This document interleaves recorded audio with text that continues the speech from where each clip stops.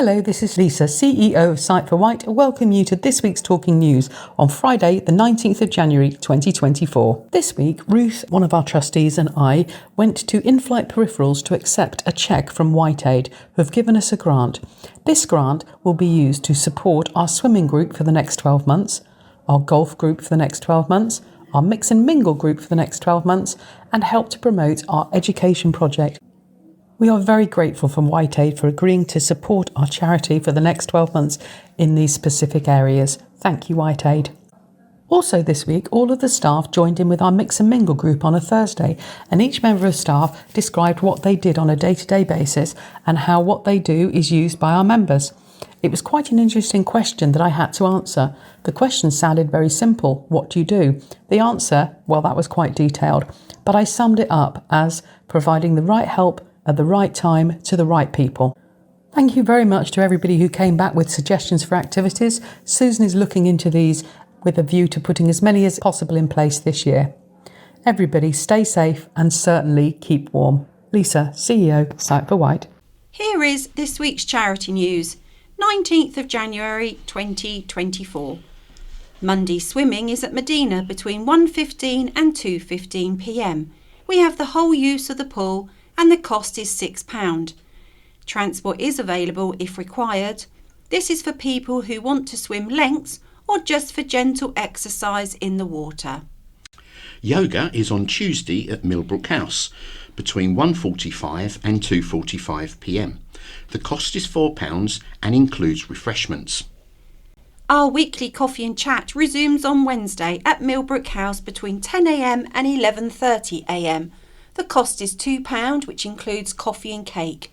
Staff are always on hand to help with any inquiries and equipment and will be available to try.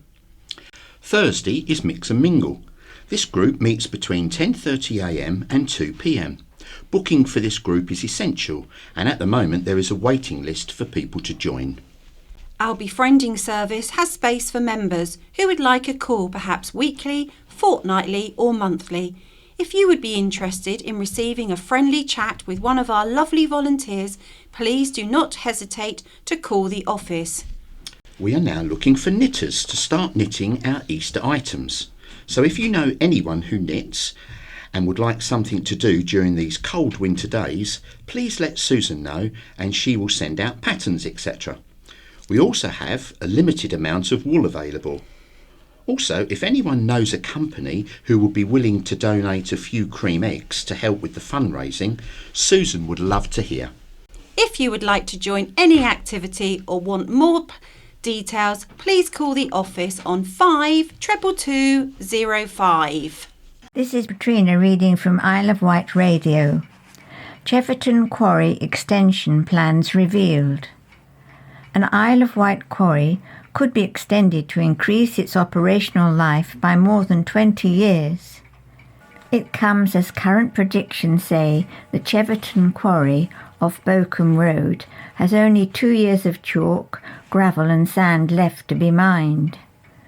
The quarry has been in operation for decades now, and the minerals are used across the island. Without it, companies would have to import materials from the mainland. Plans submitted to the Isle of Wight Council say the extension could be approximately 3.2 hectares and is expected to yield around 35,000 tonnes of mineral resources a year over a 20-year period. Planning agents, BCM, on behalf of the current quarry operators, JMC Materials, say there would be no intensification of operations, but a continuation of what currently happens on the site as they extend it further. The land which could be mined is already part of the quarry's boundary and is fenced off and separated from the surrounding agricultural fields. The work at the quarry can only take place when it is dry, which equates to around 60 to 80 days a year between March and September. Materials would still be screened at the site, which overlooks Shorewell, on top of the downs. Of the material at the site, 28% is too fine to be used and will be retained for restoration purposes.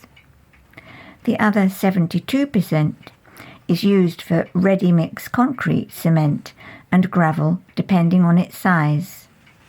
The access to the site would still be from Buckham Road, near to Cheeverton Farm, which has been improved in recent years.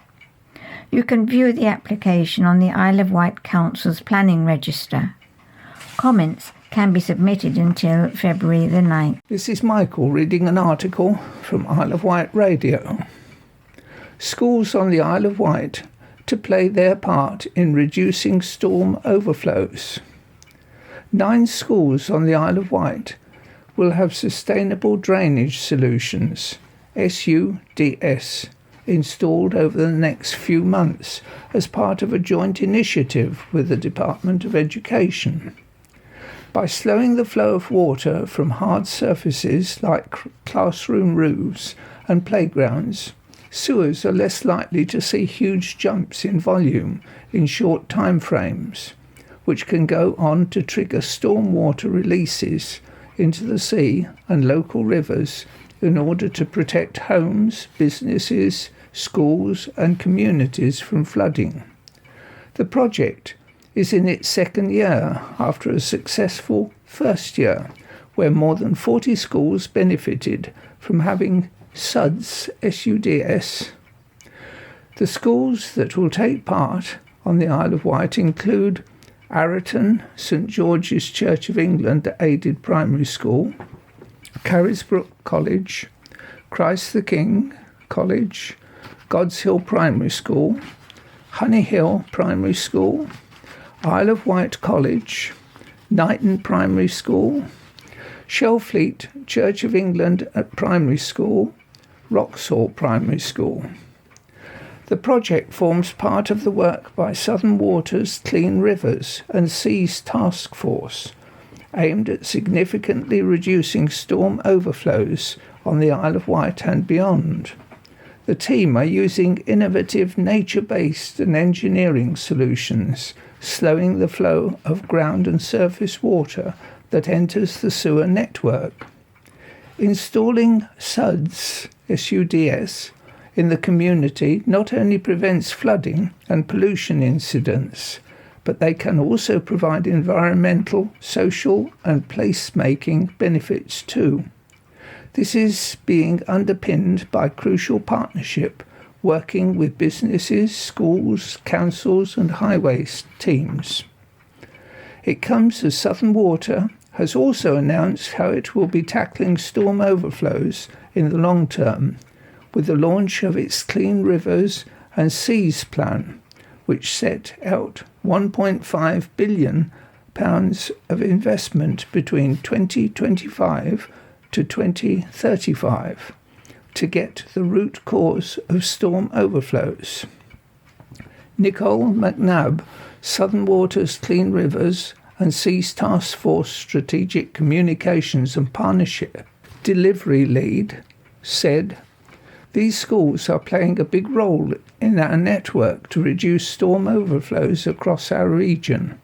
Their help is in making a real difference in reducing the amount of water entering our network and helps to ensure healthier rivers and seas. We're looking forward to replicating these fantastic projects in more schools across our region in the coming months." A spokesperson for the Department for Education, Schools, Water Strategy said, "Not only do SUDS, SUDS, help reduce flood risk, but they also improve the school surroundings and create educational opportunities. Through the installation of SUDS, Southern Water is playing an important role in helping us to make the school estate more sustainable and resilient to the risks of climate change." Near 15% increase in fly tipping across the Isle of Wight, according to new data from the Island Echo. Read by Joyce. Fly tipping across the Isle of Wight continues to soar, with a near 15% rise in the number of reported cases in just 2 years. but the Country Land and Business Association, CLA, believes these figures only tell a fraction of the story. Official figures from DEFRA show that in 2022 and 21, the Isle of Wight had a total of 749 recorded instances of fly tipping. A year later, that number had grown to 855.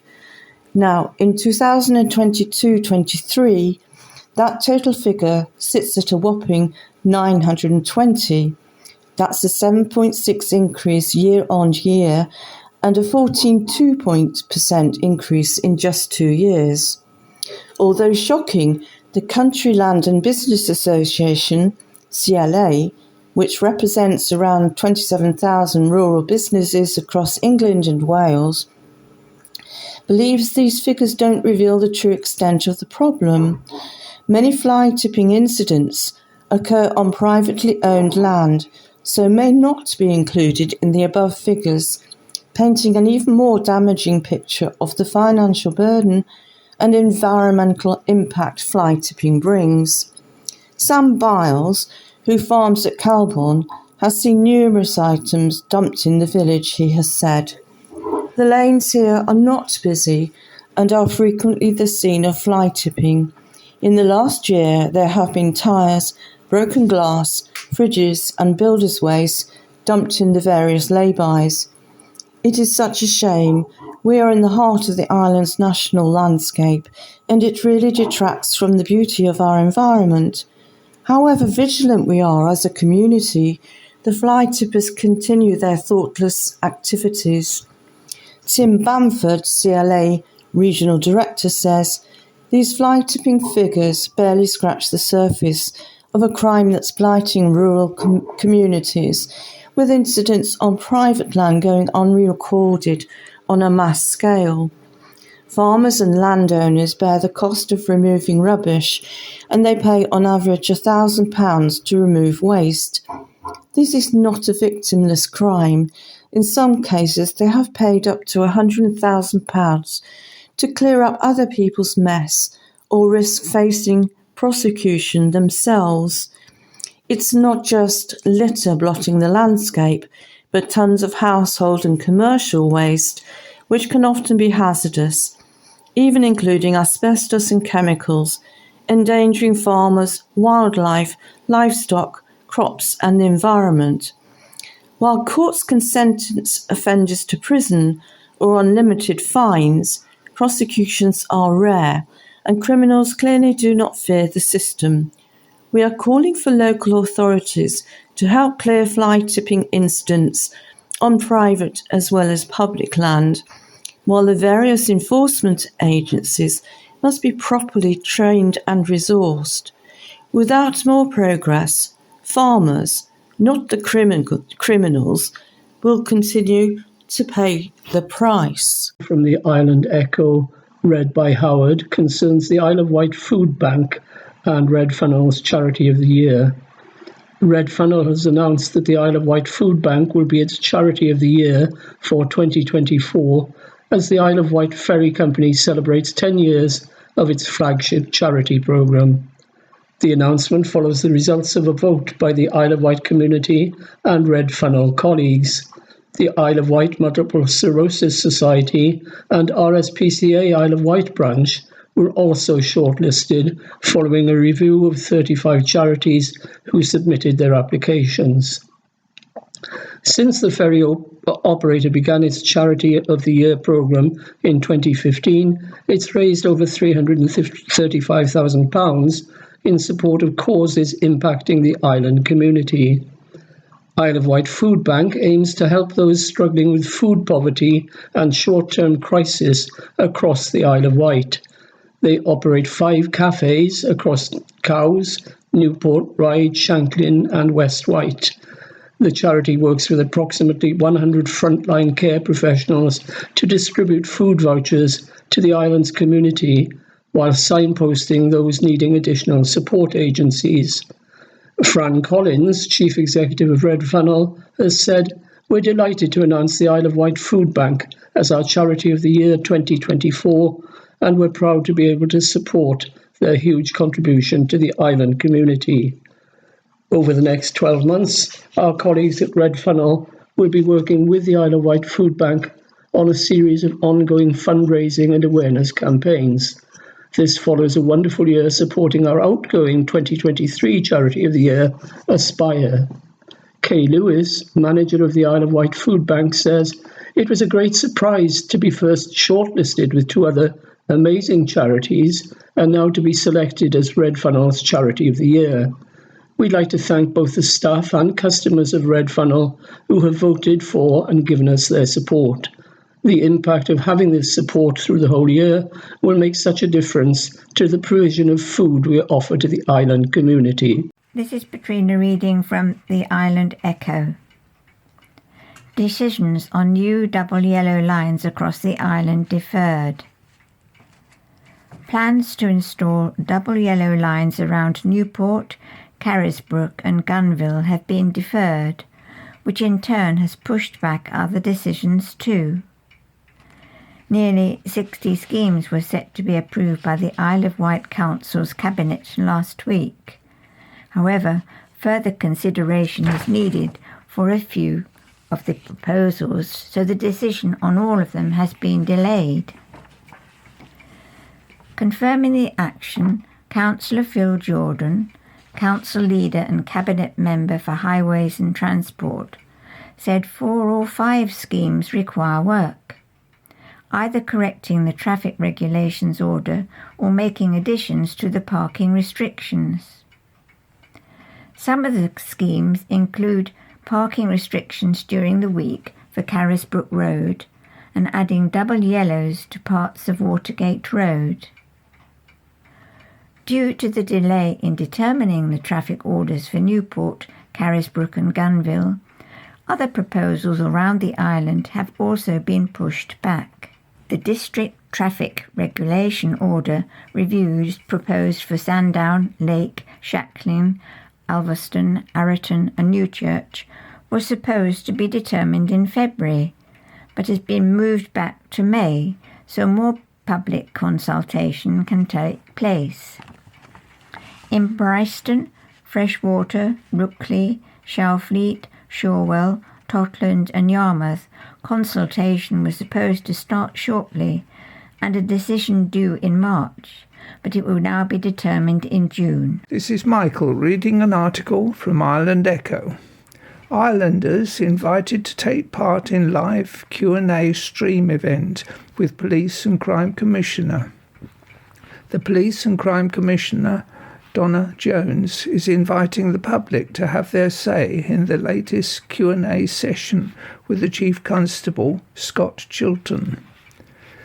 COPS, Commissioner's Oversight of Policing Services, will be live streamed across 3 Facebook pages: the PCC's The Office of the Police and Crime Commissioner and Hampshire and Isle of Wight Constabulary at 6 p.m. on Tuesday the 23rd of January 2024. People can pre-submit their questions ahead of the event or ask questions during the live session. The PCC has a statutory role to hold the Chief Constable to account on the performance of Hampshire and Isle of Wight Constabulary on behalf of the public, and this live social media event gives a platform for such oversight on a regular basis. PCC Donna Jones said, "My role as your Commissioner is to be that critical link between the police and the public, making sure that an effective and efficient police service is being delivered. These live COPS events are the perfect opportunity to provide this valuable scrutiny, and I'm looking forward to putting your questions to the Chief Constable. Shoplifting, rural crime, and the 101 service all have a profound impact on residents, business and communities across Hampshire and the Isle of Wight, which is why we are going to focus on these 3 in detail for the first COPS of 2024. Questions can be submitted in advance via an online form at COPS:live, LIVE, Q&A, January 2024. A recording will be made available to view for anyone who can't watch the event live. The Office of the Police and Crime Commissioner will also endeavour to respond to all the questions submitted. Isle of Wight residents encouraged to nominate charity to receive share of £1 million from Isle of Wight Radio, read by Joyce. Benefact Group's movement for Good Awards is back. Now in its 6th year, the awards are giving Isle of Wight residents the opportunity to nominate a charity of their choice to receive £1,000. The Movement for Good Awards will once again see more than £1 million donated to charities up and down the UK and Ireland. From today, Isle of Wight residents can quickly and easily nominate a good cause online. Winners will be drawn at random, and the more times a charity is nominated, the more chance it has of being selected. There will also be a series of special draws where charities operating within specific sectors can be nominated to receive a grant of £5,000. The timetable of draws can be viewed online, and donations will be announced throughout the year. The Movement for Good Awards has donated over £5 million to charities in the UK and Ireland since the initiative started in 2019. The White Brainy Bunch, a brain tumour support charity in the Isle of Wight, is a cause that has previously benefited from the funding thanks to nominations from the public. Mark Hughes, Group Chief Executive of Benefact Group, says, Benefact Group is a family of award-winning specialist financial services companies and the third largest corporate donor to charity in the UK. Owned by a charity ourselves, charitable giving is at the heart of what we do. All of our available profits go to good causes, and the more the group grows, the more the group can give. We are delighted to be able to donate over £1 million to good causes each year through our Movement for Good Awards, and are grateful to all our supporters. Benefact Group has donated over £200 million to charitable causes since 2014, and last year was recognised as the third biggest corporate giver in the UK. The organisation aims to reach £250 million in donations by 2025. Movement for Good is funded by EIO plc, part of the Benefact Group. This article from the Island Echo, read by Howard, concerns parking charge increases on the island. Motorists are once again being targeted as cash cows for the Isle of Wight Council's coffers, as parking charges are to rise again, the third such hike in just 3 years. Prices for parking across the island look set to increase by 10p an hour, meaning parking for up to an hour on some streets could cost you £2.45 or £4.90 for up to 2 hours. In a long stay car park, parking for up to 2 hours could cost £3.80. Parking charges could also be introduced on Union Street in Newport, which currently allows motorists to park free for an hour. The council says it would bring the charges in to ensure a consistent approach with fees in the neighbouring New Street. In addition to increasing the hourly charge, the local authority is also proposing to increase the cost of all island permits, residence zone permits, and on-street pay and display residence permits by 20%. This could see the all-island permit jump from £640 to nearly £780 for a yearly pass, after prices also rose last year. Off-street 200-metre radius permits could increase by 10%, and tourist permits would be priced at 80% of the daily off-street parking charge. The new charges could come into force from April if the Isle of Wight Council's Community Service Director, Colin Rowland, approves the increase later this month. The council believes it could make another £431,800 in a year if the increase goes ahead. Despite putting fees up last year, the Isle of Wight Council had predicted it would fall short of parking income targets. Figures from November say there could be a £241,000 funding gap by March if income doesn't pick up, mainly due to a lack of off-street parking and all-island parking permits. The authority says it's required to regenerate additional income in 2024-25, and the parking costs would help meet general inflationary costs, cover the costs of enforcement and the maintenance of parking equipment. Without the increases, the council has warned it would need to make further reductions across its highways and transport activities. The decision, set to be made no earlier than 25th of January, would see a notice of variation order drafted, which would enforce the charges from April. This is Patrine reading from Isle of Wight Radio. New Cowes Police Station officially opened. The Police and Crime Commissioner, Donna Jones, is continuing to deliver on her promise to drive up police visibility with the official opening of the new Cowes Police Station.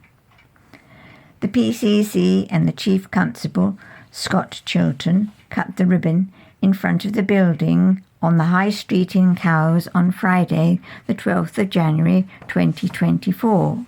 It is the first police station to open as part of the PCC's pledge to reopen 10 more police stations and front counters to the public across Hampshire and the Isle of Wight over the next 18 months. PCC Donna Jones said, "The public have consistently told me they want more police stations, more police officers and more visibility of the police so they can feel safer and be safe. The Chief Constable and I are working day in and out to ensure that police officers are in the heart of all communities. This official opening marks another important step in the fight against criminals, enabling swifter justice, further police engagement and more protection and support for victims." Chief Constable Scott Chilton added, "I made commitments to the local people of the Isle of Wight that I would further strengthen policing directly in the towns and villages on the island. I'm delighted to see neighbourhood policing return to the heart of Cowes, as it is only right that local people have direct access to their local officers. The new station in Cowes will be open to the public for drop-ins and pre-arranged appointments. Officers will be ready to welcome the public to drop in and report a crime, meet their local team, or just get advice weekly from January the 19th. Further opening times will be advertised on the screen at the front of the police station and on the Isle of Wight police social media pages." PCC Donna Jones added, "I'm delighted to have opened the new Cowes police station today, and I'm not stopping there because I'll also be reopening Ryde police station later this year." This is Michael reading an article from Island Echo. Isle of Wight constituencies set to turn red according to YouGov poll. The Isle of Wight, which has never returned a Labour MP in its history, now appears likely to have 2 Labour members in the next Parliament. This result is according to a YouGov poll in which 14,000 voters were surveyed and analysed using a method that enabled the results to be broken down into individual constituencies. The poll was not commissioned by the Labour Party and does not appear in The Guardian. It was paid for by Tory party donors and appeared in the True Blue Telegraph paper yesterday, Monday. The poll forecasts a narrow victory for Labour over the Conservatives in Isle of Wight West, where Bob Seeley intends to stand. The Green Party is expected to come third, with the Lib Dems and Reform sharing fourth place. Labour is also predicted to come first in Isle of Wight East, but by an even closer margin, with the Greens again in third place and Reform UK fourth. The poll does not take into account any possible effects of tactical voting in the two new constituencies. In the UK as a whole, it is predicted that Labour will sweep into power with 385 seats, with the Tories trailing far behind with just 169, giving Sir Keir Starmer's party a 120-seat majority. Isle of Wight Council in No Easy Fix, Floating Bridge Revelation. From Isle of Wight Radio, read by Joyce. There may be no easy fix to the troubled floating bridge vessel which would improve its performance, the Isle of Wight has said. Speaking at a meeting last week, Colin Rowland, the Isle of Wight Council's Director for Community Services, said the constraints of the current Floating Bridge 6 don't necessarily allow for any major modification which would change the operational performance of the vessel. It comes over a 6-month review of the two remaining issues of the vessel came to an end. The issues include the failure to operate in all tides while maintaining the necessary chain clearance and the speed of loading and unloading the vessel while needing to keep vessels, foot passengers and cyclists separate. Council leader Councillor Phil Jordan, also the Cabinet Member for Infrastructure and Transport, said the report lays out some difficulties that make the efficiency of the vessel difficult to improve on. He said, "It does not mean necessarily the mechanical performance, but on the operating efficiency. The Floating Bridge 6 has been plagued with technical issues since it was put into action in 2017, and the review, which cost the Council £47,520, aimed to look for solutions. Its publication has been delayed, however, so future operations for the service can be considered and published at the same time." Despite some ongoing issues, Councillor Jordan highlighted that apart from the planned maintenance, the floating bridge has operated around 97% of its scheduled hours in the past year, thanks to previous mechanical modifications.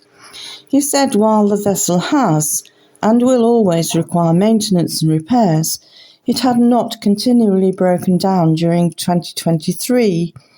Councillor Jordan said, "Confidence in using the floating bridge has returned, numbers of passengers are up, and the electric boards have all helped to deliver a more reliable service."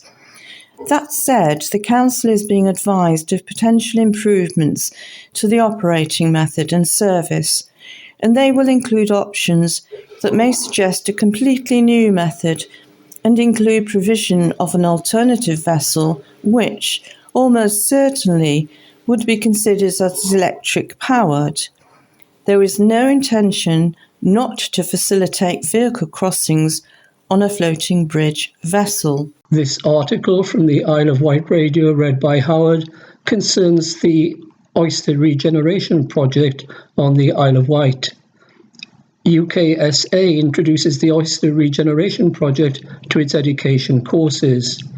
Following the launch of the Isle of Wight's first oyster regeneration project in October last year, UKSA has now made it part of the sustainability modules on its education courses. The Cows-based charity, which provides life-enhancing water-based adventures, education and world-leading maritime training, worked in partnership with Blue Marine Foundation and Cows Harbour Commission. Together they got the baskets and the initial oyster stock to cows in the River Medina. This initiative would not have been possible without the generous funding support provided by Cowes Harbour Commission.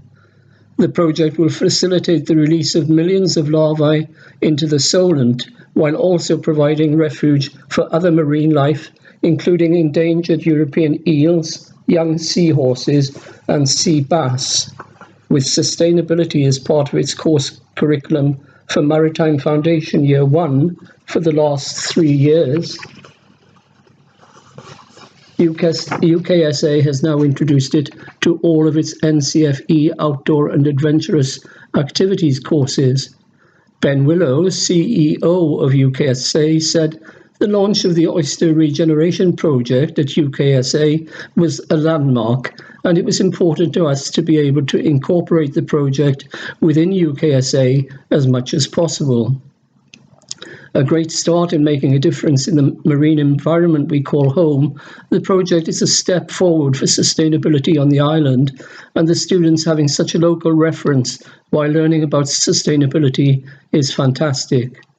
The students have thoroughly enjoyed their work with the oysters so far and making their regular checkups on the newest members to the UKSA team. Gary Hall, CEO of Cowes Harbour Commission, added, Cowes Harbour Commission is proud to have been involved in funding this groundbreaking project. The Commission has long-term environmental and sustainability plans and targets for the management of the harbour, estuary and River Medina. This project has wide-reaching benefits in many respects, and now that the Oyster Project is part of the sustainability modules of UKSA's education courses.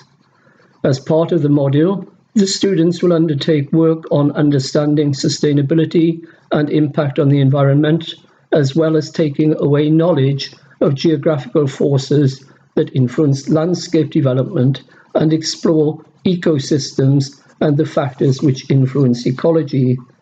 They'll also learn about the impact of using the countryside, how to approach sustainable recreational use of the countryside, and understand organisations associated with conserving the environment. The first oysters were placed in baskets beneath UKSA's pontoons in the autumn, and the students will be checking on the oysters and the cages, as well as measuring their growth. As ecosystem engineers, the oysters will provide a range of benefits to the environment and people, such as improving water quality with a single oyster able to filter up 200 litres of water every day. They also act as a natural defence to coastal erosion. Despite the last known oyster fishery on the Isle of Wight closing in the 1970s, between 1972 and 2006, the Solent supported the largest native oyster fishery in Europe. However, the oyster population has declined significantly and the fishery collapsed in 2013.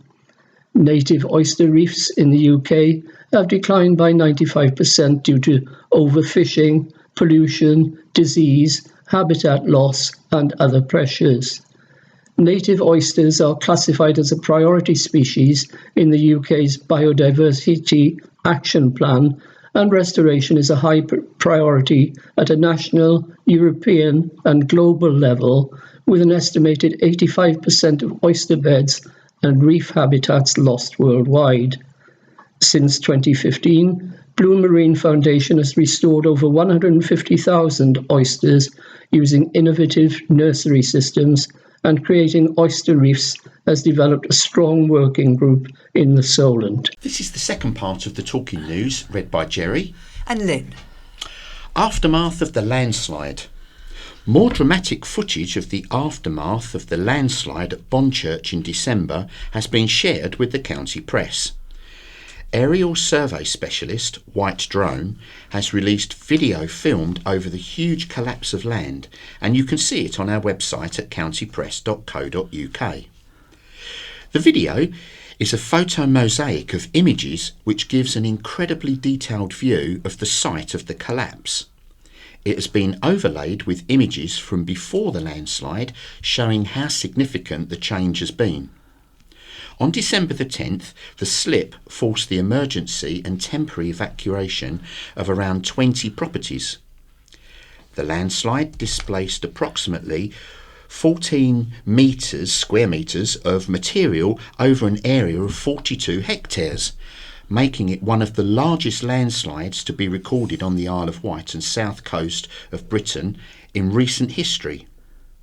Some islanders have been unable to return to their homes and properties ever since, and the popular Smugglers Haven Tea Gardens looks likely to remain permanently closed. The latest white drone footage shows large cracks in what were gardens and are now lawns on the edge of a cliff.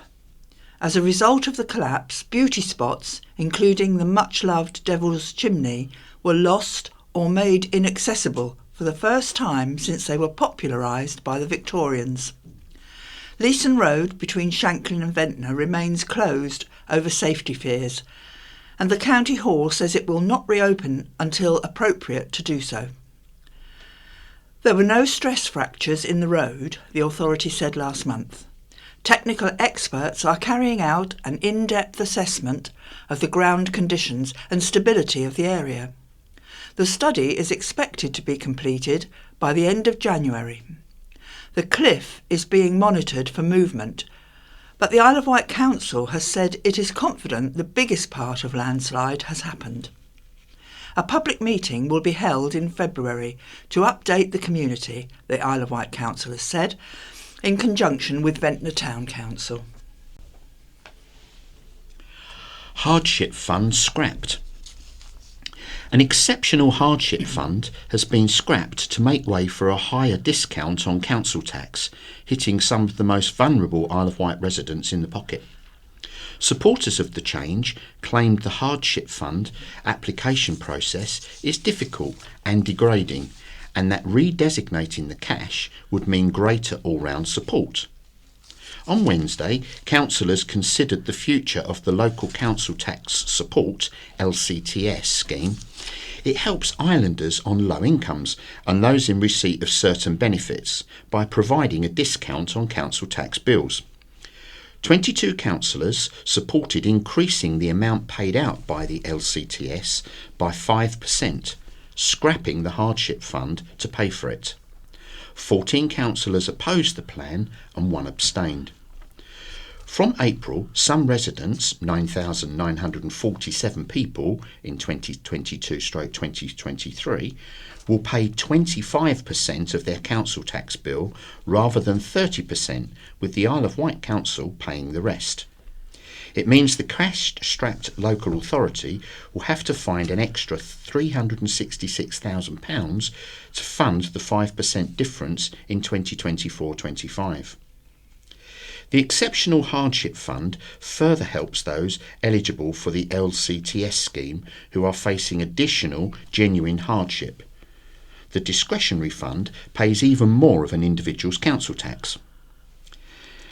There has already been 150 successful claims in 2023-24, totalling £44,300. A further 121 claims were not approved for the extra hardship payment. Leading Cabinet members had recommended the LCTS scheme continue to cover the 70% of the eligible bills and to prevent cuts. However, Councillor Claire Modsdell, leader of the Conservative group, proposed scrapping the Exceptional Hardship Fund, instead using the money to ensure that a higher percentage, 75%, is covered by the LCTS payment. She said, filling in the forms for the hardship fund is difficult, degrading and means a loss of dignity, arguing it is hard to successfully claim cash from the hardly ever used pot. Councillor Andrew Garrett said Councillor Mosdell's proposal had presented him with a challenge, saying the money could be found by putting a premium on second homeowners instead, and he pledged to try to find a way to replace the lost fund. He voted in favour of the change. Councillor Ian Stevens, Cabinet Member for Finance, said County Hall must consider its overall financial position, adding it had already been hit with unavoidable funding pressures and must find £3 million worth of savings in 2024-25. He voted against the proposal. Councillor Julie Jones-Evans said, council costs have gone up and are going up and going up, while funding has been going down and down. and warned against agreeing policies made on the hoof. Post-COVID pupils support slashed. Fewer Isle of Wight schools are offering extra tutoring support via a government catch-up programme introduced after COVID-19. The National Tutoring Programme was introduced to help in-need children catch up after disruption caused by the pandemic. Figures from the Department for Education show 42 of 49 schools on the Isle of Wight took part in the scheme in the 2021-22 academic year.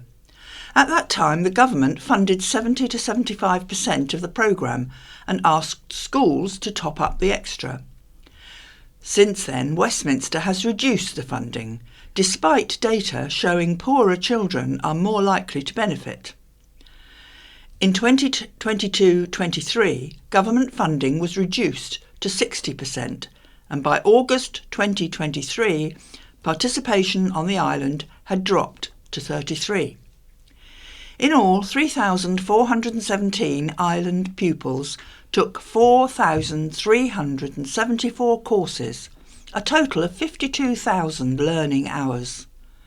Government funding for 2023-24 is 50% of the total, and cash-strapped schools have needed to find the rest in order to offer the courses.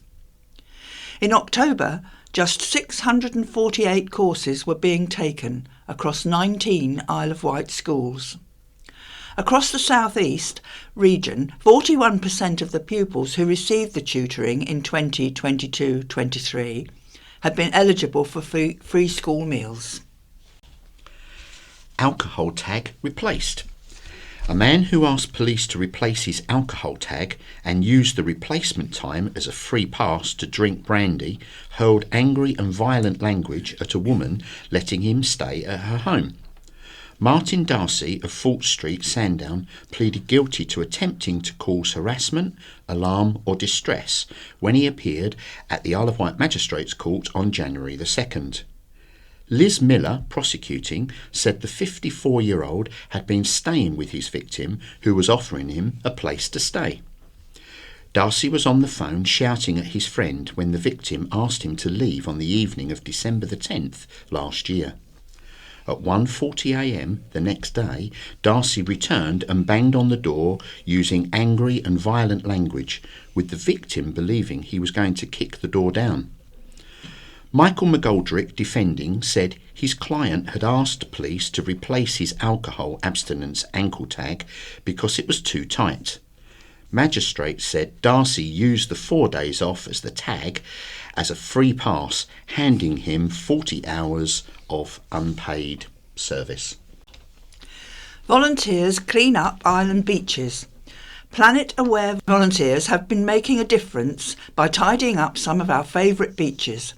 In 2023, teams removed more than 1.5 tonnes of litter from the island's coastline during beach cleanups. Recent winter storms have left some of the island's most beautiful beaches and coves overwhelmed with litter and debris. At a clean-up at Watershoot Bay near St Catherine's Lighthouse, volunteers cleared 260 kilos of rubbish in just a few hours. A spokesperson for the organisation said, "It was sad to see so much debris. However, it was really rewarding to see the difference that was made, not just visually, but also by the removal of items that would otherwise wash back into the sea, polluting and potentially harming marine wildlife." Elsewhere, 111 cigarette butts were found on Ventnor Beach. They are consistently in the top 5 items found on beaches across the UK and can take 14 years to degrade, whilst releasing a cocktail of chemicals and microplastics. Andrew Dean, a PA volunteer, said, "With the increased storms, more of our discarded items and mismanaged waste is being washed onto shore. Literally anything you can think of turns up in time." Homeless shoplifter says he's happy to be jailed. A homeless shoplifter with an extensive record of thefts and imprisonment behind him thanked magistrates and expressed his delight at being put behind bars yet again. Rather than sleep rough this winter, Warren Russell, of no fixed address, made the parting comment at the Isle of Wight Magistrates Court on Friday. Cheers, happy days. He was one of 2 prolific island shoplifters to be put behind bars, thanks to the efforts of island police committed to tackling retail crime and supporting local businesses. Russell, 40, admitted 4 charges of shoplifting, 2 of attempted theft in a spree between Thursday, January the 4th and Wednesday, January the 10th. He stole goods not recovered, totalling £395.17 from the Co-op in Anglesey Street and Tesco Ryde. And the Ryde Central Tesco's also in Central Convenience Stores in Lake and Co-op in Langard Road in Shanklin. Items stolen included tea, coffee, perfume, aftershave, lamb chops, toothpaste, soap, washing powder and rum, said Liz Miller, prosecuting at the Isle of Wight Magistrates Court on Friday, January the 12th. The offences were committed whilst he was out of jail on licence, released last month, and he was returned back behind bars immediately to his delight. Russell had been jailed for 6 weeks for 2 shoplifting offences and one of failing to comply with a probation order on December the 2nd. Running concurrently to his prison term, magistrates handed him 10 weeks jail. No stranger to imprisonment, last year Russell was jailed for 4 weeks for shoplifting on October the 31st and for 6 weeks in September. For Russell, Michael McAldrick said, his client continued to be released from prison on as a homeless person, so rather than spend the winter living rough, he would steal with the intention of getting himself caught or hand himself into the police. Russell has amassed the majority of court debts from shoplifting, totalling around £2,500. In a separate case, 42-year-old Daniel Kilshaw of Barton Road in Newport was jailed for 8 weeks after he admitted stealing £286 worth of clothing from Sports Direct. Magistrates ordered both men to pay the stores the value of unrecovered goods in compensation, which will be deducted from their benefits. The RNLI crew make a perfect rescue. A cat trapped under a pontoon at East Cowes Marina has been rescued by an RNLI crew. As their exercise ended, the Cowes lifesavers were called to the marina on the River Medina. Meowing had been heard and the team had to partially dismantle a jetty to reach the cat, which ran off as soon as its paws found safety. Later, the cat's owner contacted Cowes RNLI to say she had been searching for her pet all night. On the way back to base, the crew were called to help the crew of a tender that had run out of fuel.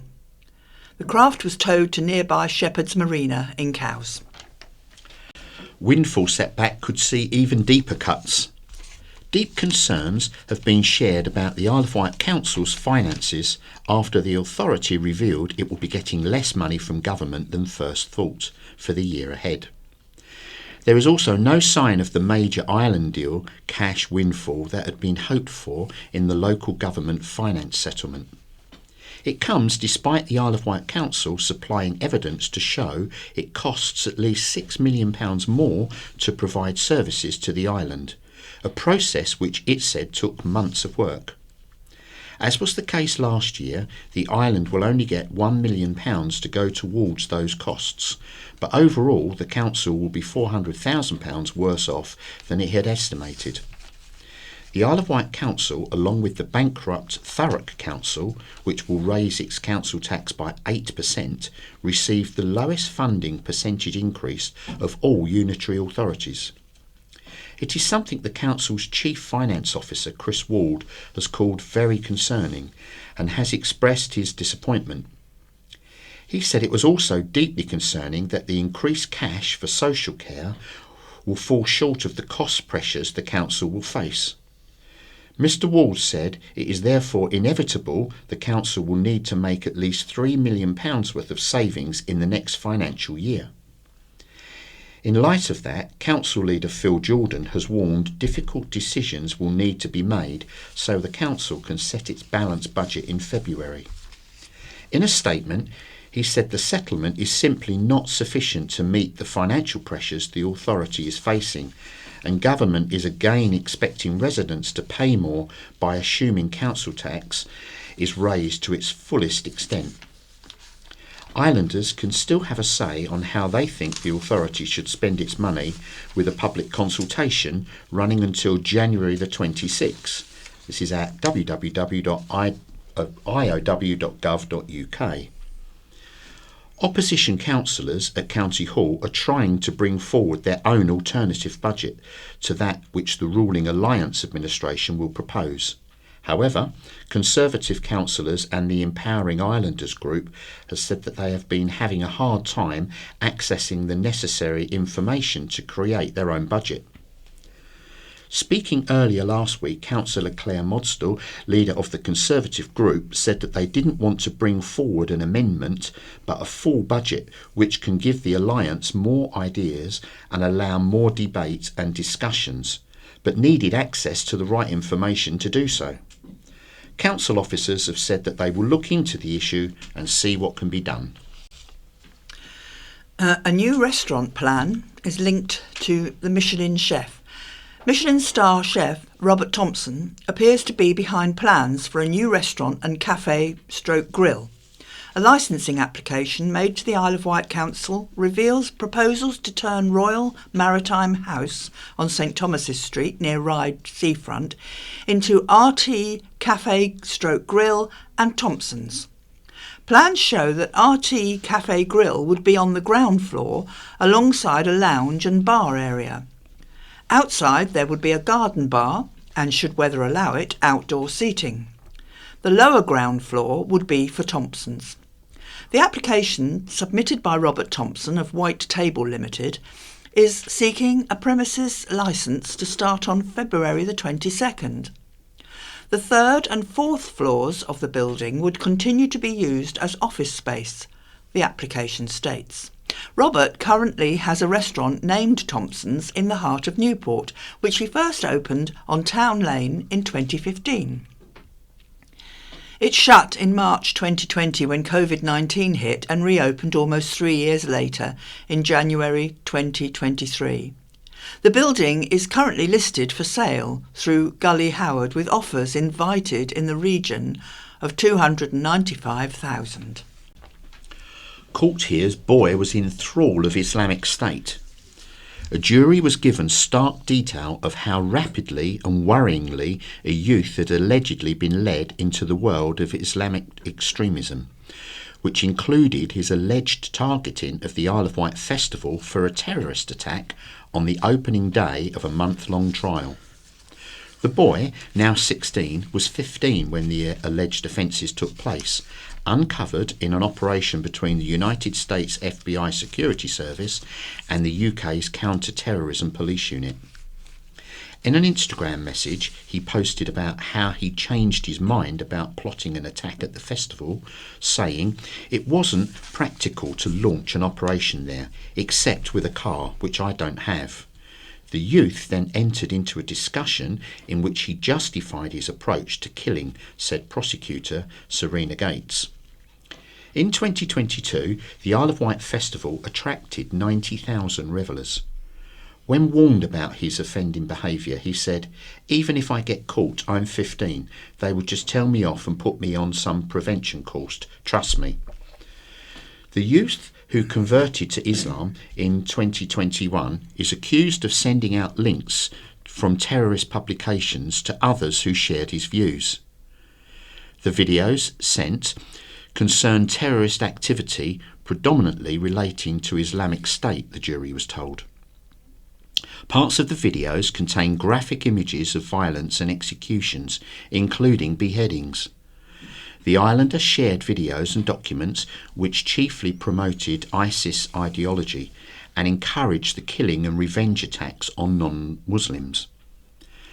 Several close to the teen at the time described worrying developments with concern at his increasingly homophobic and extremist views. The youth is believed to have had a picture of Osama bin Laden on his phone and stated the Charlie Hebdo murders in Paris in 2015 were justified. Regarded as a generally isolated figure, he no longer wanted to work with women and made homophobic remarks.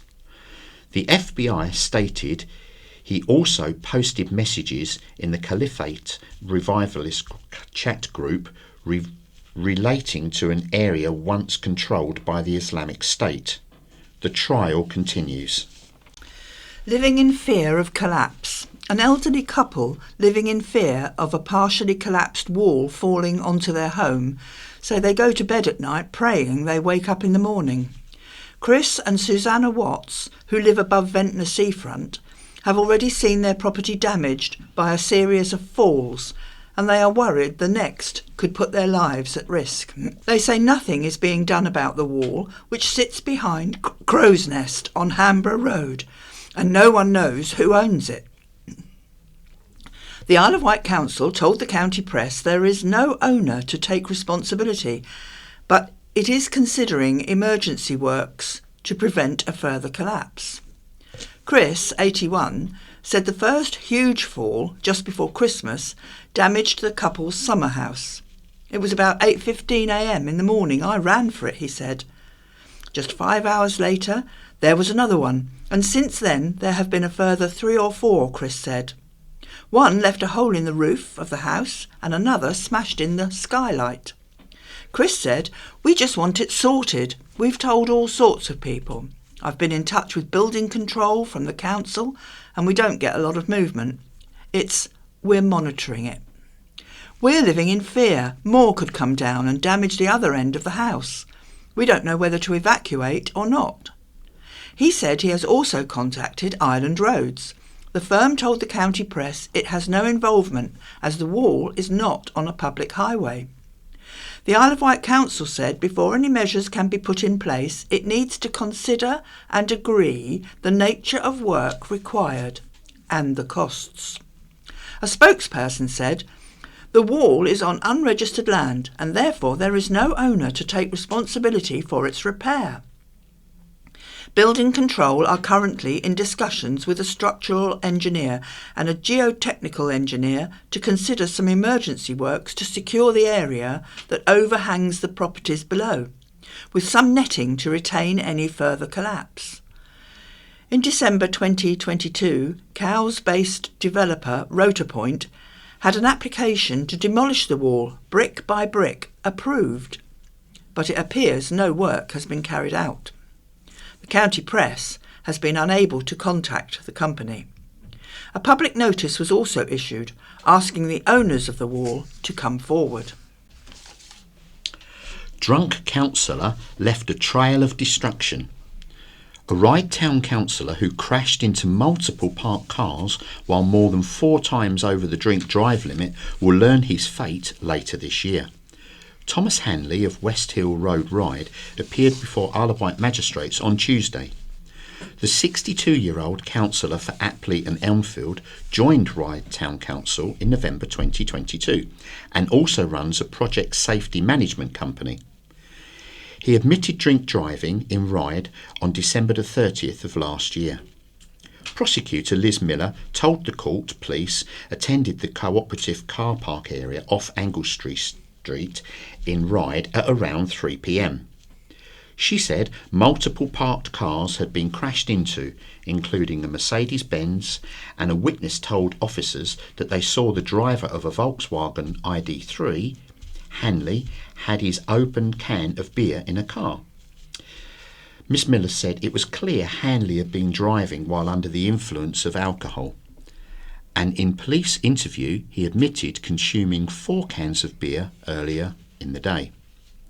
Hanley was described as compliant but passive-aggressive towards officers during his arrest.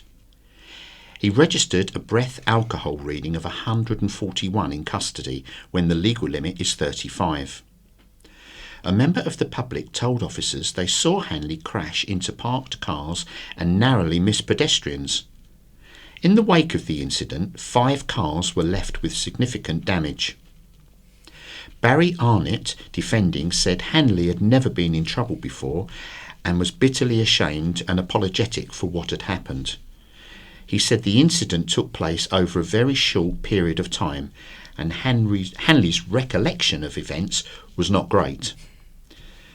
Mr. Arnott said Hanley was alcohol dependent and had already taken steps to address his issues with the substance. Hanley saw his case adjourned to March the 1st so a pre-sentence report could be drawn up. He was granted unconditional bail until that date and handed an interim driving ban. Essential maintenance at Ferryport. Additional late-night ferry crossings have been added to the Red Jet timetable, whilst essential maintenance is carried out at East Cowes Port. Red Funnel has announced it will provide late-night Red Jet crossings whilst the operator upgrades its East Cowes car ferry berth. The additional crossings will start on Saturday, January the 20th and run on all Saturdays until March the 16th. An 11:40pm sailing from Southampton and a 12:15am crossing from Cowes will be added to the Red Jet timetable. The additions will provide foot passengers with an alternative option for travel to and from the island whilst the works are carried out on the mooring arrangements in East Cowes, the ferry operator said. The work is planned to take 7 weeks, starting on January the 20th through to March the 20th, and will feature an upgrade to the fendering system, which allows Red Funnel's vessels to safely and securely berth. To minimise disruption, the works will take place overnight. During this time, and to allow dive teams and on-site technicians to work uninterrupted, Red Funnel's vehicle ferries will be unable to report or arrive in East Cowes, meaning some crossings will be temporarily removed from the timetable. The timetable will vary depending on the day of the week, the operator said. Leanna Lake, Operational Director at Red Funnel, said, "The safety of passengers and crew remains our priority, and we continue to invest in regular maintenance work across our operation. By completing the maintenance overnight and during our lower season, we have strived to impact the fewest number of customers as possible. Customers booked on affected crossings will be shortly contacted and offered an alternative sailing time." Residents fear wet road will cost lives. It's only a matter of time before there is a serious injury or death, 2 island residents have warned, as they call on something to be done to stop avoidable crashes on the road outside their homes. Sandford neighbours Andrew Snart and Phil Nippard say accidents are being caused by a constant stream of water running down Red Hill Lane onto Shanklin Road in Sandford. They say cold temperatures freeze the water, leaving a sheet of ice on the bend just before Godshill. In emails sent to Phil and seen by the county press, Island Roads has confirmed it is aware of the issue. On January the 13th, it said it was working with relevant landowners to have pipe work installed, and workers would be attending to unblock gullies. On at least 3 separate occasions, Andrew and Phil have had their cars plough into their shared wall at the front of their properties. They have reported the issue to Island Roads a number of times, but they say there is still no evidence to suggest anything is being done. Phil, 71, said drains and gullies are not collecting water running down the road, and some keep blocking. Any surface treatment like salt or grit is washed away, he said. Overnight temperatures freeze the water, creating a sheet of ice. Drivers coming from Shanklin to Godshill lose control on the bend downhill and collide with the wall. Andrew, 70, said the first time they noticed there was a problem was in January 2020, when a car hit their wall and a tree. Almost exactly 2 years to the date, 2 cars hit the wall, one after the other. Another crash happened overnight on Wednesday, January the 10th, 2024. On that occasion, the pair woke up to find the wall damaged, but the car had left the scene. On Tuesday, January the 16th, just a day after the county press visited Andrew and Phil, a car came round the bend, mounted the curb and crashed into a wall opposite their homes. The driver escaped serious injury. In total, the pair estimate they have spent upwards of £2,000 on repairs. Phil said Island Road should be responsible providing a safe carriageway for pedestrians and drivers, and I don't have any confidence in them doing that. The county press contacted Island Roads for a comment, but no response was received at the time of going to press. County press readers have their say. A chance for county press readers to tell the paper's co-editors what they think about the historic brand, as it is today, prompted a gathering in Newport this week. Lucy Morgan and Laurie Little hosted a readers' panel to find out what is liked and disliked about the newspaper. The County Press is the country's biggest selling local weekly, and our team is always keen to find out what ticks your boxes.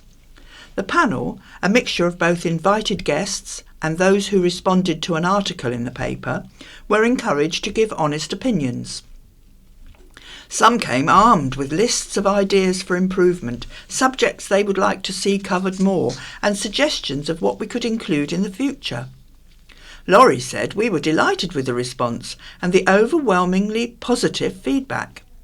It was exciting to hear directly from our loyal readers, which included representatives from groups such as Isle of Wight Young Farmers and the County Press Young Reporter Scheme, along with those who have read the paper for decades. Lucy said, "We intend to hold a similar event in the future. It is crucial to hear your feedback, good or bad. Send your thoughts to editor@iwcp.co.uk. Builders may help pay for Isle of Wight doctors. Developers looking to build more than 20 homes on the Isle of Wight may have to stump up cash to pay for doctors' surgeries. It is in new plans coming forward from the Isle of Wight Council, which would see financial contributions from developers going towards the primary care sector. Speaking at a meeting at the Council's executive last week, Councillor Paul Fuller, the Cabinet Member for Planning, said he and planning officers are always questioned about how the health infrastructures on the island will cope if more houses are built. Councillor Fuller said, as a result of officers were drafting a health contribution supplementary planning document, which would be adopted by the council and turned into policy developers would have to oblige by. He said that this will set out how and when financial contributions will be sought from new developments with more than 20 units. The funding, we hope, will go towards primary care infrastructure improvements, and also potentially to help extend GP practices, so all we need now are the doctors. The money would go towards areas where there are existing capacity issues, the council said. The document is being prepared with the NHS Hampshire and Isle of Wight Integrated Care Board, which oversees the primary care network on the island and allocates the funding. Developers building houses already have to pay money towards the provision of affordable housing elsewhere on the island if they are not creating any, and for other beneficial schemes in the area with money ring-fenced for a particular project. The draft policy is expected to come before the Council for consideration later this year after a formal 6-week public consultation has taken place. Ofsted rating upgrade after school inspection. A primary school's long journey of improvement has paid off with a jump up in its Ofsted rating.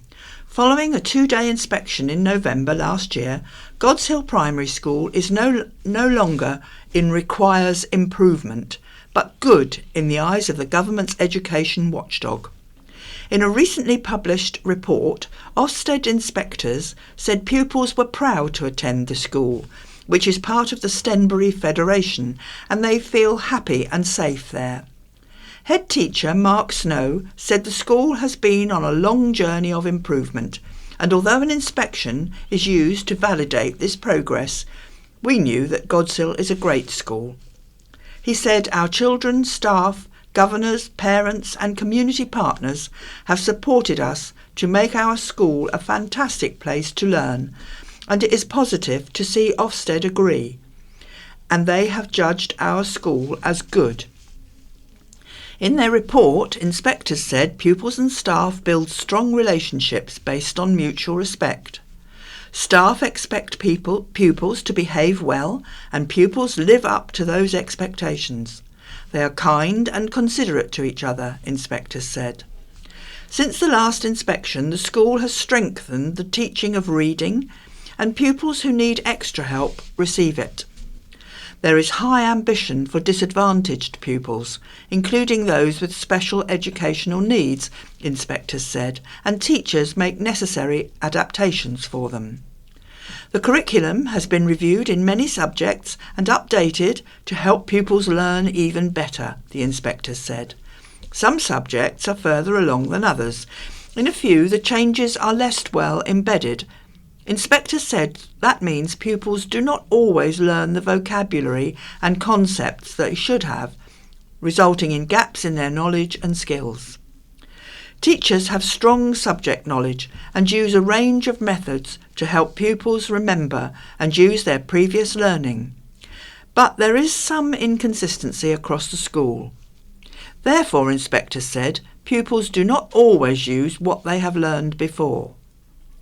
Teaching staff receive high-quality support and guidance that enable them to assist pupils well, inspectors said, and they feel well supported in terms of managing their workload. Overall, safeguarding arrangements were effective, the watchdog said. Deadline for hotel to clean up its act. The clock is once again ticking to tidy up a derelict hotel after the latest appeal bid by its former owners has failed. Phoenix Commercial Property Development, PCPD, will have until May the 9th to tidy up and secure the Ocean Hotel in Sandown after an almost 2-year-long court battle. A Section 215 notice was first issued in February 2022 and set 15 actions for the Durham-based company to comply with, which included repairing, fencing, removing greenery and cleaning the property. The company appealed the order and has been trying to fight the matter, but has lost multiple appeals at different stages of the court system. Now, the Isle of Wight Council has confirmed PCPD's latest action for the case to be stated, which would have taken the matter to the High Court, was declined. It was rejected on January the 8th by the same judge who dismissed PCPD's appeal at Crown Court in November. His Honour Judge Shepherd, the council says, the dismissal notice now means the notice is in force and the requirements have to be undertaken within the set 2 and 4-month timeframes starting from January the 9th. An Isle of Wight Council spokesperson said, like the community that continues to be affected by the condition of the Ocean Hotel, we expect the specified works to be undertaken to the necessary standards within the required timeframes. If the work is not undertaken, or it is not to the necessary standard, we will consider taking further action. Since the hotel closed, its ownership has passed through many hands and has been the subject of vandalism and a major fire. The notice was first issued to the hotel owners as the council said the building's appearance significantly harmed both the land around it and the town itself. The authority hoped if the works were done, it would result in an improvement to the high street and seafront area of the popular tourist town.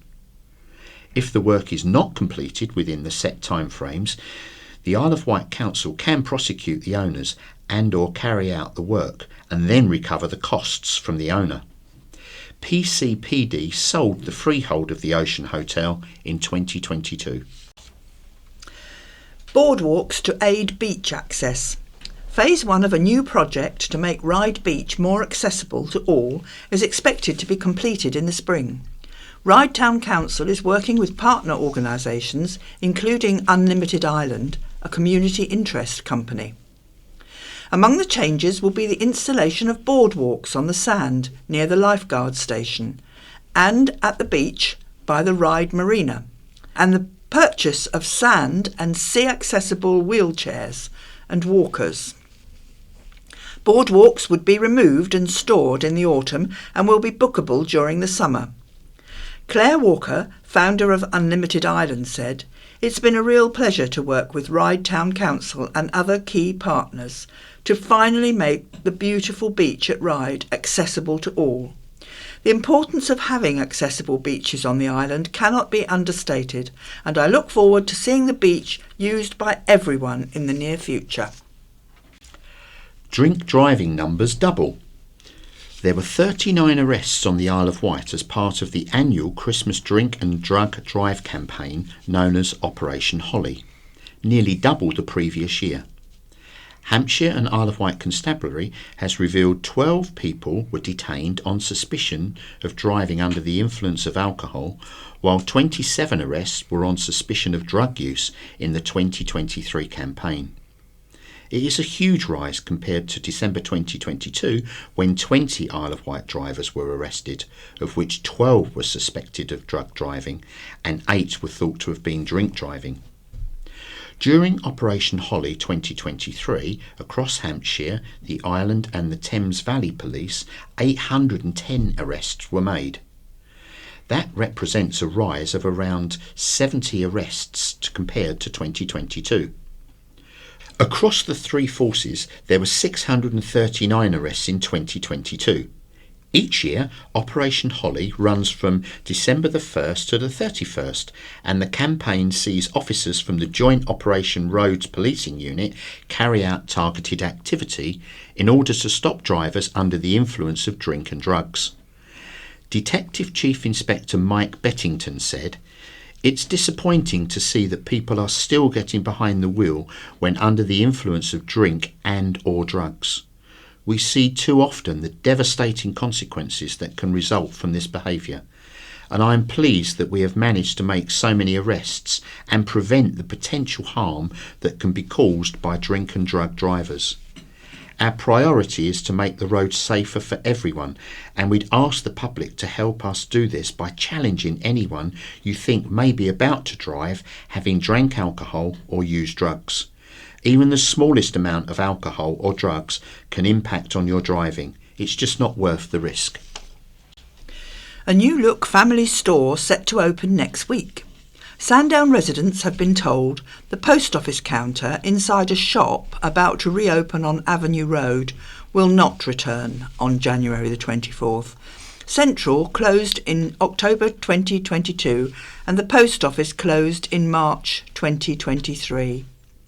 Now a new convenience store will replace the shop part of the business.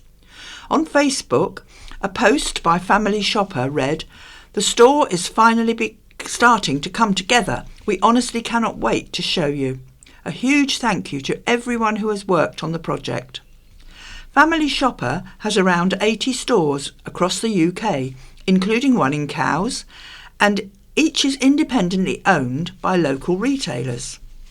As well as the usual branded products, the shops also sell own label items. The Sandown store is expected to open on January the 24th. Meanwhile, the post office says the vacancy continues to be advertised at runnerpostoffice.co.uk, adding alternative branches include Lake and Shanklin. In-house Isle of Wight logo is revealed. The Isle of Wight Council insists it did not fork out money on changing its logo, saying the new one was produced in-house. The local authority recently rolled out a new design across its website and social media platforms. It led to questions from islanders over how much it cost and whether it was necessary. Asked by the county press, the council said the new logo is designed to be more accessible and it came at no additional cost other than staff time. A council spokesperson said the council has recently updated its logo as the previous design was created more than a decade ago in 2007. The new logo is designed to be more accessible with thicker lines and fewer typefaces, making it stand out better on digital mediums. The logo was designed in-house with no additional cost to the council other than staff time. The spokesperson said the council will gradually phase out the old logo. To avoid any extra reprinting expenses, it said, it will only implement the new one for new designs. And we're now moving on to island memories. The island man who was a giant of the aviation industry. What's in a street name? What links Broadsmith Avenue, East Cowes, Isle of Wight, to Broadsmith Avenue, Canberra, Australia? One man, Harold Edgar Broadsmith, a remarkable history maker. The names of plane makers Samuel Saunders and Sir Elliot Verdon Roe are known to many islanders. Harry Broadsmith contributed significantly to the local, national and international success of Saunders Roe, SARO, now GKN Aerospace. Yet he hasn't received the same fame on the Wight. Today, his grandchildren in Australia and his Isle of Wight family are keen to share some of his impressive archive with islanders and readers beyond our shores. After serving an engineering apprenticeship, Harry joined A.V. Roe Aircraft Manufacturer in Manchester in 1912 as a draftsman designer, later promoted to a works manager. In 1919, he went to Australia to establish an Avro distribution division there. Harry's ambition as a pilot and designer drove him to start up in partnership with Nigel Love, as pioneering plane makers at Mascot Airfield in Sydney. Their Australian Aircraft Engineering Company built the first Avro training biplanes for the Royal Australian Air Force. Their own design, Broadsmith B1, first Australian airliner made from local materials, caused a stir in aviation circles. Despite this initial success, Harry was forced to return to England when financial backing ebbed away in the face of competition. Elliot Verdon Roe welcomed him back home in 1928 and offered him the position of managing director at SARO, East Cowes. Broadsmith designed many aircraft, including the SARO London flying boat, which made Britain swell with pride in 1937-1938. A fleet of 5 were flown by the Royal Air Force from England to Sydney, a major event at the time. The occasion was a celebration of 150 years since the founding of New South Wales. It was publicised as a goodwill visit. It also showed off Britain's and SARO's prowess as plane makers. This RAF formation flight received much coverage in national newspapers. Newsreel film of the event was shown in cinemas throughout Britain. Today, some of the same footage can still be viewed on the British Film Institute's website. Broadsmith's achievements are such that it is impossible to list them all in one short article. This is a brief introduction to a man who played a big role in UK aviation, from the Avro 504 biplane to the 1930s redesign of Cowes-built Spartan aircraft, plane of choice of Aviance's Pauline Gower and Dorothy Spicer, to his 1940s wartime redesign of American Catalina seaplanes for the Battle of the Atlantic, constructed at SARO's site in Boomeria, Wales. For this vital work, he received praise and gratitude from Lord Beaverbrook Air Ministry. Beaverbrook's communications shared here by Harry's grandchildren are of historical significance to Britain's wartime history. It has been the first time the public have been able to see them.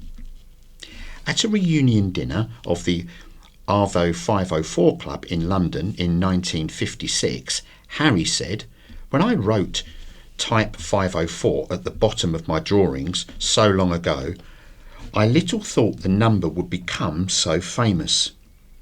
Harry and Florence Broadsmith had 3 children, Harold, Emmett, Nigel and Joan. Harry Jr. and Nigel attended Ryde School. Harry Jr. joined the RAF in 1937. Sadly, he died in the Second World War in a Wellington bomber. Joan attended Upper Chines School. She was a pilot and engineer in the 1930s and was a cadet for a short time in Pauline Gower's Air Transport Auxiliary during the war. Joan's life story will feature on the Solent Aviatrix website.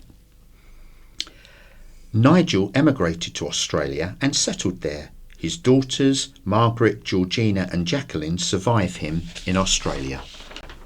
And now we're going on to the opinion of Catherine James, and she's entitled it, "Could I Really Rise Like a Lark?" And I'll share with you the photograph that's on this article, which some of our striders would recognise. And it's a pair of Wellington boots in a huge amount of mud. Humans broadly fall into two camps, early risers and late to bedders. Whether you are a lark or an owl is due to what the boffins call our circadian rhythm, the way we are influenced by the light and dark of a 24-hour cycle. I'm definitely an owl and always have been. When a teenager, I could loaf in bed like it was an Olympic sport. As an adult, without sleep-busting 2- and 4-legged dependents, I can play at night, then fritter away the morning. But you're wasting the daylight, chide my early bird buddies, and perhaps they are right.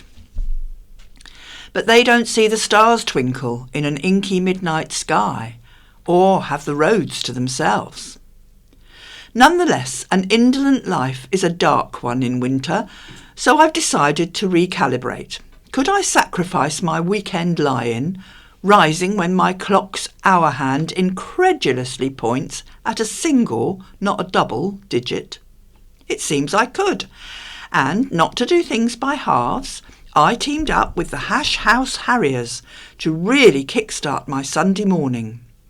H3, as the organisation is colloquially known, is an international non-competitive running network which originated among British expats in Malaysia in 1938. Like all other hash groups, the Isle of Wight branch, or kennel, refers to itself as a drinking club with running problems. With a diverse spectrum of fitness levels and hip conditions to take into account, there is also a walking option. A trail has been set, and us hounds went on, following visual clues laid by the hare, such as heaps of biodegradable sawdust and arrows drawn in flour, directing us along public rights-of-way and across open land. As well as our crowd, the countryside was almost congested with other walkers, plus associated mud-caked dogs. We encountered horse riders and watched a chap push his mountain bike through a particularly claggy section of bridleway. All these people, red-cheeked and invigorated by the island's beautiful outdoors, while my head is usually still on the pillow. May I truly have been missing the best part of the day? Having negotiated a particularly slippery hollow, we emerged by a field of sheep grazing under the watchful eye of a buzzard, and to the intermittent pop-pop of clay pigeon shooting. The chap I was walking with seemed surprised by the sheep's indifference to the sound of guns. Mutton Jeff, I speculated. We finished up at a pub, the real purpose of the exercise. A roll call of the purported misdemeanours of my fellow hashers was announced, each necessitating a drinking forfeit to the accompaniment of a vulgar song. I returned home around the time I'd usually be finishing breakfast. Did I really go on a 5-mile walk with a bunch of friendly strangers and then sing a song about the Mayor of Bayswater's daughter, or had it all been a dream? The mud on my wellies and the energised sparkle in my eyes suggested otherwise. Now we have a public information article. written by Councillor Phil Jordan, entitled Government's Christmas Present Was Mean. Back in October 2023, I had the pleasure of welcoming the then Minister for Local Government, Lee Rowley, to our island. Pleasant enough chap, spent a good part of the day with him. We visited some of our success story projects and took a tour around Branston Farm to see the newly finished homes there and the business areas set aside for local firms to rent and create and grow their businesses. It is a great project, nearly 50 homes there, all occupied, with businesses already operating from the site or planning to move there shortly. He was impressed, I think. Our conversation soon turned to more serious matters. Funding. It is fair to say the Minister was a good listener and appeared briefed and interested in the island's financial position. I was not surprised, of course. That is because the Council had already spent inordinate amounts of time, effort and application in getting together the information government said it needed, and wanted to understand why delivering services on the island cost more money than it does on the mainland. The Council produced data, numbers, explanations, examples and complicated descriptions as why it costs more money to deliver the same services here. Government asked for more information. We responded. They asked again and again, each time the Council dutifully answering the questions until finally Government said, "We have enough information, thank you." Subsequently, Government wrote to me officially thanking us for engaging in the process, thanking us for the data and information we had given, and said they understood that the island had a case for a special funding approach, an island deal perhaps, though they could not estimate what the amount should be. Despairingly, I pointed out that we had provided the evidence and the estimation and had made our case that a minimum cost difference was around £10 million a year just to maintain the same services as a mainland authority. Remember, the Council have made savings of around £90 million in the past 13 years already. £10 million back did not seem such a bad deal from government. Wait until the annual financial settlement in December, the new minister told me. By then, Simon Hoare MP had taken on the role from Lee Howley. We waited some more, anxiously, and then came the Christmas present we had been told to wait for. A week before Christmas, we got our financial settlement notification. Wait for it. Yes, we were gifted £400,000 less than we had expected and planned for, with no additional funding, no island deal, just empty promises. The island, alongside Thurrock, was the lowest increased funding settlement of any authority in the whole country. 2 days before Christmas, the Minister wrote to me again, giving us an extra £1 million as agreed the previous year. That's it. Good folks of this beautiful island, cast adrift by government without much of a paddle and now facing tough decisions on cuts, savings and increased charges just to balance our budget in February. Winter could not get much colder from the chill of broken dreams, promises and icy hopes.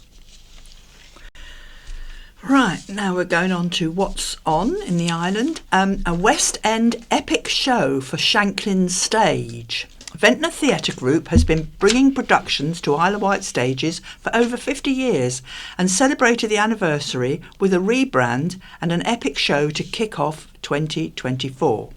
The amateur theatre group is now called Shoreline Productions, a nod to their heritage based on Ventnor shoreline, whilst also breaking away from geographical ties. Their version of Phantom of the Opera will be staged at Shanklin Theatre in February. They are among a handful of theatre groups across the UK granted the licence for the perennial West End favourite. Originally established as the Don Mills Variety Club in 1972, the group's first production, Cinderella, the pantomime, was staged in 1973 at St Lawrence Village Hall. Since then, a multitude of productions have been staged. More recently, as Ventnor Theatre Group, productions have included Legally Blonde, Cats, Jesus Christ Superstar and Les Miserables. The Phantom of the Opera will grace the stage on February the 15th to the 18th. The talented production team behind 2019's Jesus Christ Superstar are behind the show. Director Jeannie Brown is supported by Tony Careless and Rosie Hayward as musical directors, with dancer and choreographer Joel Morris adding his flair to the choreography. This production showcases some of the island's most talented performers, with names such as Steve Jones, Ashley Mackness, Bertie Everson, Holly Gardner, Rosie Sales and Megan West. Prepare for a truly romantic tragedy that unfolds against the backdrop of one of the West End's most unforgettable musical scores. From Music of the Night to All I Ask of You, and of course the iconic Phantom of the Opera, these timeless songs are full of passion and emotion. And the county press has 2 tickets to give away to one lucky winner. Answer the following question. Complete this song title from Phantom of the Opera. Music of the... Send your answer along with your full contact details to competition@iwcp.co.uk by midnight on Wednesday, January the 24th. A winner will be picked at random. Terms and conditions apply. Theatre, funny side to marital strife. Relationships are explored in Bedroom Fast, an Alan Ayckbourn play coming to the Apollo Theatre in Newport next month. Trevor and Susanna, whose marriage is on the rocks, inflict their miseries on their nearest and dearest, 3 couples whose own relationships are tenuous at best. Taking place sequentially in the 3 beleaguered coupled bedrooms during one endless Saturday night of codependence and dysfunction, beds, tempers and domestic order are ruffled, leading all the players to an hilariously touching epiphany. Ayckbourn's clever use of time and space makes this a very intricate and sophisticated comedy, whilst also portraying the deteriorating and rebuilding relationships among the couples. Ayckbourn is one of the most prolific and widely performed of living English language playwrights, having written 74 full-length plays, with the 1975 Bedroom Fast one of the most popular. Director Gwen Stevens said, "You can't really go wrong with an Ayckbourn, with his wonderfully timed lines and realistic characters. We all know people just like the characters in this play. It could sound as though all the disasters make a depressing evening's entertainment, but you will see it is full of laughs from start to finish. Tickets are available now, and the play is on from February the 2nd to February the 10th, but there's no performances on Sunday or Monday, and that's at the Apollo Theatre in Newport." Sandown and District Historical Association are meeting on January the 31st from 7:30 to 9 o'clock. A talk about the changes occurring in Sandown Broadway Centre, Sandown. It's at 7:15. The tickets are £2, and you can get more information from admin@sandownhistoryow.com. On Saturday the 20th of January, a cello virtuoso is to appear at Medina Theatre. It's at 7:15 p.m. and tickets are £16, and it's a concert of orchestral music featuring professional cello virtuoso Finn Mannion. Again, it's at Medina Theatre in Fairley Road in Newport on Saturday the 20th of January. Ireland Cup ties announced. Some key Ireland Cup football ties have been announced by the Isle of Wight Divisional Football Association. They include the Isle of Wight Challenge Cup semi-finals and the next round of the Ken Morris Cup. Dates are yet to be set, but we do now know who will play who. In the semi-finals of the Isle of Wight Challenge Cup, Binstead COB will host Ventnor, while Whitecroft and Barton Sports will host Bembridge. In the third round quarter-finals of the Ken Morris Junior A Cup, Osborne Coburg will host Newport Reserves. Osborne Coburg Reserves are at home to Brading Town Reserves.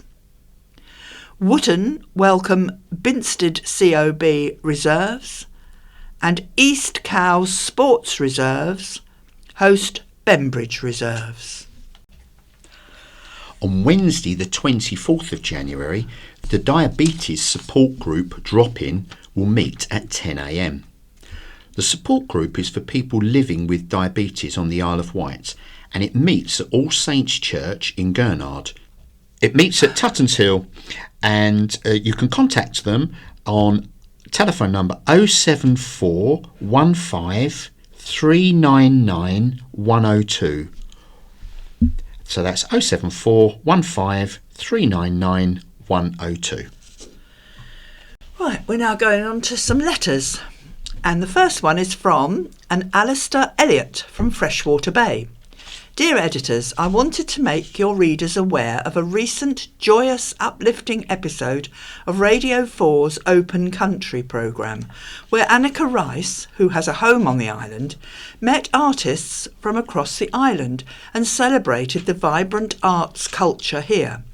She visited Key Arts, Freshwater Bay, Binnell Bay and St Helens, and talked to current artists, and also talked about the island's artistic heritage. One of Jane Austen's characters is quoted, "She thinks of nothing but the Isle of Wight, and she calls it the island, as if there were no other island in the world." The programme is available on BBC Sounds, and for anyone feeling a bit fatigued by the world news, I hope it brings a smile to your face and hope to your heart, as it did to mine. Sheila Stevens from Sandown writes, "Long live GNS. Thank you, Jim Gibbons, for reminding us how good the operettas of Gilbert and Sullivan are." County Press, 12th of January 24. As a founder member, I was instrumental in creating the Island Savoyards in 1972-73, and its primary objective was continuing the legacy of Gilbert and Sullivan. The name Savoyard came from those patrons who, in the time of both Gilbert and Sullivan, visited the Savoy Theatre in London, owned by Richard D'Oyley Carte, to enjoy what was to be known as the Savoy Operas. The Island Savoyards staged these operettas for many years, and although now moving in a somewhat different direction, it is pleasing to know the productions are being revived on the island by Gilbert and Sullivan Productions, GASP.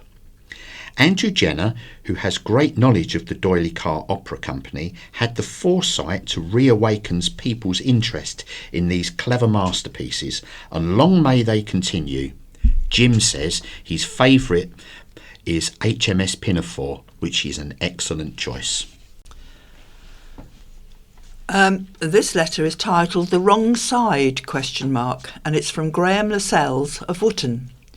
Those responsible for defending the Post Office Horizon system are at last finding how painful it is to be on the wrong side of history. Will we, through our politicians' actions, find ourselves on the wrong side of history in our refusal to support what is otherwise an almost worldwide call for a cessation of hostilities in the war between Hamas and Israel? Since our abstention/veto, do we have blood on our hands? It makes me feel ashamed to be British, but more importantly, does it give others an excuse to target ships in the Red Sea or perpetrate other terrorist acts? On BBC News reports, there is always a mention of Hamas being a terrorist organisation as prescribed by the British government. Telling me this once is information, twice is annoying, and constantly sounds like propaganda. In the Israel and Hamas conflict, there are no winners. Margaret Nelms has said, "Unnecessary barriers. I believe every eligible voter should be able to vote without unnecessary barriers. The government-commissioned report on voter ID confirms what many already suspected: the requirement for photo ID discourages voters and denies them their democratic right. Thousands were denied a vote in May due to the lack of correct photo ID, and many more people will lose their vote at the general election. Independent research has confirmed that photo ID requirement has disproportionately affected the groups that are already the most excluded from the democratic process. The government has failed to propose any solutions, leaving us with a flawed system that is costly, unnecessary and discriminatory. I hope our MP will call for the voter ID scheme to be scrapped before it further undermines our democracy. I urge your readers to make sure they don't lose their vote. If you do not have photo ID, you can apply for the voter authority certificate, or you can apply for a postal vote, as these do not require a photo ID. Hans Bromwich from Cows writes a letter entitled "What Nonsense?" Bob Seeley is apparently now saying the Island deal has never solely or even largely been about government funding settlement for Isle of Wight Council. What complete and utter nonsense. Mr Seeley is desperately trying to justify failing to deliver the Island deal by arguing other funding coming to the island is the Island deal. The Island deal came about from a study conducted by Portsmouth University between 2013 and 2017. It found that it cost Isle of Wight Council £6.4 million more each year to provide services due to being an island. With inflation, in today's money, that's more like £10 to £12 million per annum. The Island deal has everything to do about extra funding for our Isle of Wight Council, so it can meet the extra costs associated with delivering services on an offshore island. Trying to airbrush this fact away simply won't wash, Mr Seeley. The reality is you secured your election victory during the last general election by largely peddling to constituents, like myself, something you've failed to deliver. Now, being called out, you are desperately trying to fudge an excuse. Many would argue it's worse, far worse, given you then used your position as our MP to vote in Parliament for councils like the Isle of Wight Council to receive even less money from central government. Who on earth does that if they genuinely care about the people they are elected to serve? And it's goodbye from Jerry. And goodbye from Lynn. The BBC In Touch programme follows, and the scaffolding news follows that. BBC Sounds. Music, radio, podcasts. Good evening. Tonight, are there signs that disability is losing ground within the political hierarchy? With the general election a certainty at some point this year, two recent developments have started tongues wagging in organisations representing disabled people. Firstly, the fund designed to give financial help to people seeking elected office was withdrawn in 2020 and has not yet been reinstated. And also it's being argued that in the Prime Minister's latest reshuffle, the responsibility for disability has been given to someone who isn't a senior minister. In other words, people are saying the role has been downgraded. Well, we'll hear more about that later. But first, the issue of funding for people standing for elected office, and therefore those who may wish to represent us as MPs in the forthcoming general election, whenever it happens. Lord Blunkett, of course, himself an MP for 30 years, recently raised a question about this from the House of Lords and wasn't too impressed with the answer he got. He's with us. David, what did you ask and what were you told? Well, I put a written question down, partly because of the campaign by those outside Westminster and partly because I've been concerned for the last 3.5 years about what was going to happen here. And I then had the opportunity of putting an oral question down. And on the back of that, I had a very interesting letter from the new minister, Mims Davies. Very polite. I think she's very able, but clearly doesn't have the clout to be able to move the decision on. I'm still hopeful that will be made in a very short order, because we are very close, as we know, whether it's the summer or the autumn, to a general election.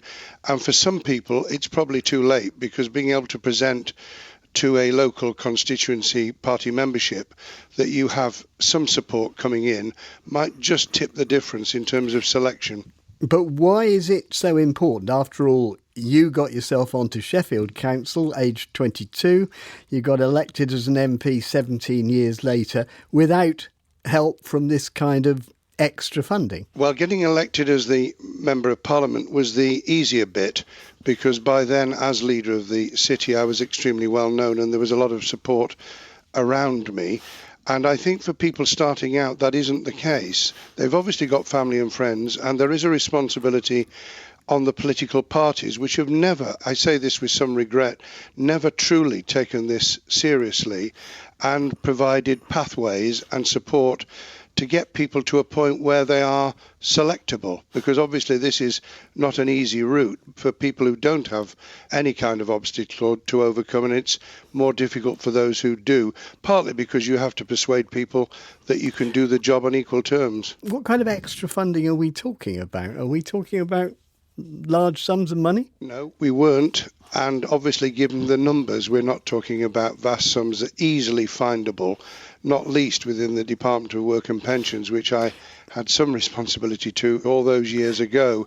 You know, even if it was £1 million, which would help with transport and with physical support, that wouldn't be outrageous. There's not going to be that many people standing, and there's not going to be, I don't think, any pushback from other candidates. Just one more point before I move on. It wasn't introduced until 2012, which means it wasn't introduced during 13 years of Labour in power. Yeah, absolutely. No day zero, put my hands up, we didn't do it. We certainly should have done. There are things I'm proud of. That's not one of them. OK, well, also with us is Steve Darling, who's been a member of Torbay Council for 30 years. In 2019, he became leader and he used the fund then available. He's now planning to stand as Torbay's MP for the Liberal Democrats in the coming year. So, Steve, how did you use the fund back in 2019 and how was it useful? It was invaluable. I've clearly stood a number of times before, but quite often, as alluded to, friends, family, activists, you've always got to have someone with you. Whereas actually, if you can pay somebody to come out with you and just be inputting in what used to be a clipboard but now tends to be an iPhone and saying, oh, it's a younger person coming to the door, you don't have that embarrassment of speaking to the 10-year-old child as if it was the mother. And equally, even just let you know whether it's male, female, which by visual impairment, I can see body shapes, but it's not always obvious, I'm afraid to say. Another element that I used it for was helping disposing of leaflets to the community. And whilst I do go out and do that a bit myself, I'm significantly slower than the next person, because going down steps, I do have to be very careful. Otherwise, I do get to the bottom quicker than I would like to be. What about other aspects of administration? I mean, because I imagine there is quite a lot of paperwork involved. Yeah, assistance with that is really helpful, and just being able to do it a little bit quicker. Quite often, being in the disabled world, you've got to put in the extra hours to be able to keep up with the other person. And I think it's also a bit of a family affair for you, isn't it? Because I think your wife, who's also visually impaired, benefited from it also as a counsellor. My wife has benefited from it in 2019, and we've been through elections recently, and it wasn't there, and it was a bit tougher for her. However, my son, he isn't visually impaired. He did get onto the council last time, but he worked very hard to it. So there's three of us. As things stand at the moment, it may not be available this time around. It's certainly not yet been confirmed. When you're standing for Parliament, how much will that matter? It's really frustrating, because clearly it's not what you do in the election period itself, unless it's an extremely marginal seat. It's what you do in advance that makes all the difference. So, not only do we have disabilities to contend with, we're perhaps got one arm tied behind our backs compared to 4 years ago when it was the previous general election in 2019. And it is a pity that we've had that backward step, as was alluded to earlier on, with the downgrading of the Minister for Disabilities responsibilities. It does make you wonder whether that's truly being represented at the cabinet table as one would wish. Well, someone who, I'm not sure whether she'll be able to tell us whether it's being represented at the cabinet table, but also standing this year for Great Grimsby and Cleethorpes, having been elected in 2019 in Great Grimsby, is Conservative MP Leah Nietzsche. Leah, you've got a form of macular disease. I know you still have quite a lot of useful vision, but I mean, what would your attitude be to the fund? I'm not sure you even knew it existed, did you? No, I mean, I didn't know the fund existed and nobody told me about it either. And so, you just make the best of it as you can. I mean, as you say, I'm visually impaired rather than registered blind, but it still does give you some challenges. I have particular difficulty recognising faces and reading print, small print quickly these days. But I have to say, once I was actually in Parliament and had been elected, the Occupational Health Department were very, very good. Now, it was introduced under the Conservatives, albeit as part of a coalition, in 2012. So if then, why not now? Well, obviously, I'm not a minister. I'm a backbencher. So, I mean, I can only assume that the reason for that is perhaps that, as you would expect any other employer, that you would expect each political party to make arrangements and that it's not directly something that comes through government. And I haven't heard any discussions from particular parties, and it certainly wasn't part of my campaign, or as far as the candidates list was concerned, there was never any discussion about disability or additional needs. Well, we'll come back to the issue of who pays, because it was something I was going to raise. A number of disability organisations are making noises about this. Disability Rights UK, for instance, said the Access to Elected Office Fund should be reinstated and disabled people should be represented in Parliament in proportion to their numbers in society. Well, we did ask the Department for Work and Pensions for a minister to interview about this. No one was available yet, they said, but they referred us to their Equalities Hub, which works with the Cabinet Office. They told us in a statement: the Enable Fund was an interim measure intended to encourage political parties to provide financial support for candidates. The government sought disabled people's views on this in its Disability Action Plan consultation and is considering options for how it might support disabled candidates in the future. Well, let me bring in Anna Tyler, who is chair of the RNIB. She also joins us. You're exercised about this too, aren't you? I am, Peter, because I don't see this as partisan in any way, and I think that access issues should be entirely neutral, not politicised at all. This is about nurturing and maintaining a healthy, democratic society. And we know that people putting themselves forward for elected office is lower amongst disabled people. But we also know that where you don't have equity of representation, you have poor decisions. And we saw this through the COVID inquiry, that had we have been able to consult with policymakers and with elected representatives who have that breadth of experience, disabled people might have got a different outcome. So I'm incredibly keen to see this. And we've seen it work well in other areas where the number of women who are represented in Parliament has now risen to 35%. Still a long way to go, and fully accept that's a double whammy if you're a woman and you're disabled. We've seen the rise of ethnic minority representation in Parliament, and all of these things are to the good in the way that policymakers are able to lead. You've talked about proportionate representation. It is the case that after the last election, only, I think it was 5 MPs out of 650 identified themselves as having a disability. But would the fund really be a factor in encouraging more visually impaired people to stand for Parliament and or for local councils? Yes, I think it would. First of all, we're in the foothills of trying to make sure that our democracy is fully inclusive and that disabled people aren't left behind.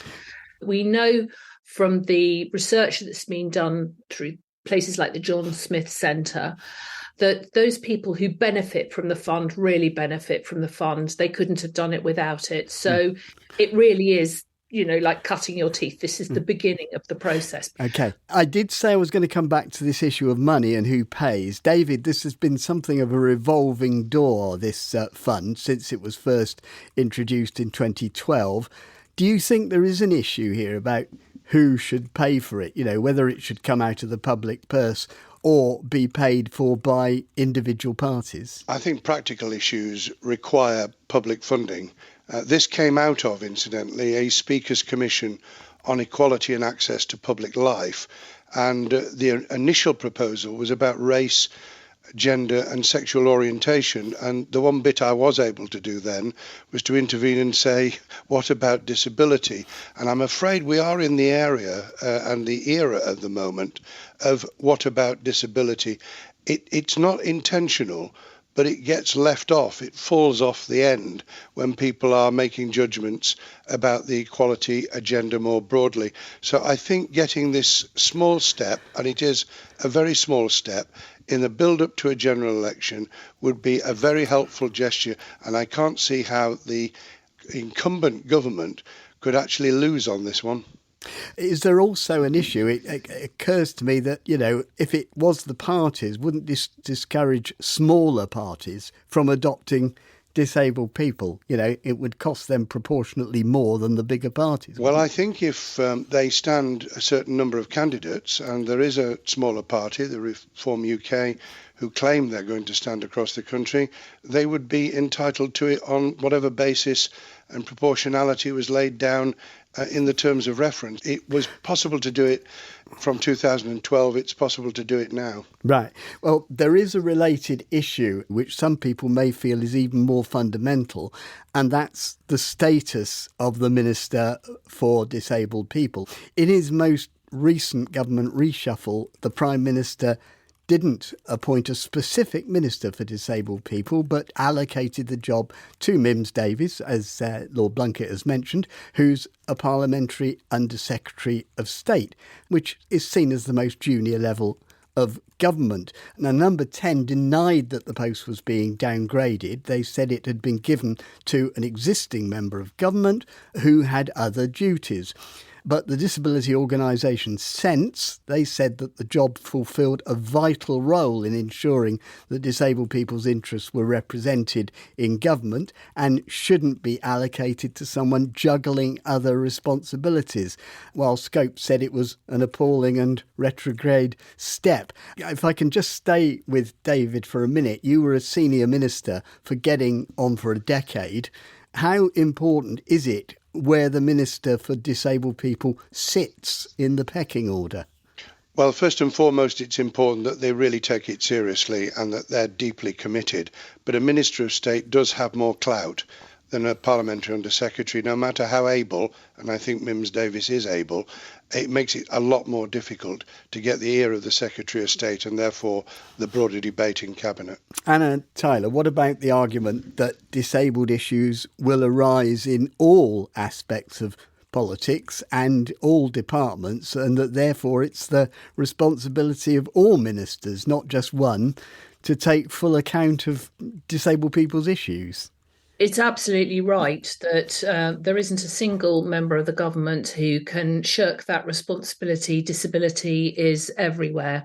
But we do need somebody who's got the clout and who's got the drive and who's got the commitment to ensure that that is what happens. Because without that drive, without that leadership, without that clout, my fear is that it doesn't happen. Leah Nietzsche, this is a move by your party. You aren't necessarily here to speak for the decision and how it was made, but I would like to know your thoughts on it.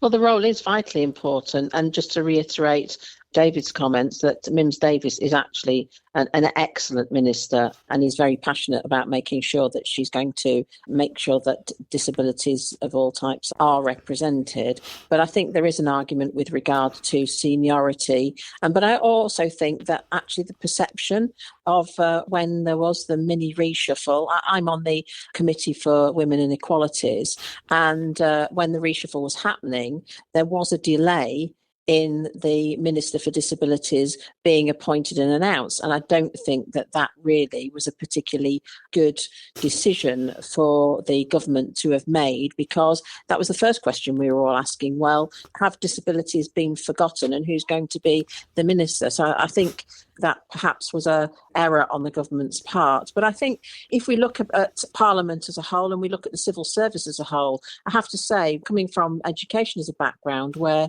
we take equal opportunities and people's access very, very seriously, and it's a priority in everything that we do, I have to say that I don't necessarily see that across the civil service. I don't think it's necessarily a political thing, but for instance, when I go into departments, I don't see accessible signage. The parliamentary estate particularly is awful to work in, especially if you've got visual impairment. The lighting is terrible.